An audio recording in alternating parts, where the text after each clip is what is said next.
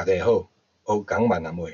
今仔日咱要讲的这个字叫做拍，普通话拼音拍、薄、广韵正韵朴百切、朴百切。拍打也，拍打呀。拍打是同义副词，拍就是打，打也有拍的意思。比如打球，咱叫拍球；打架，咱叫相拍。相拍是泉州口音，漳州口音叫做相拍。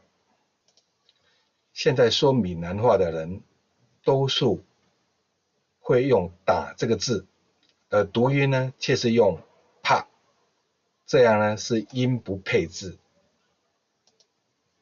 再会。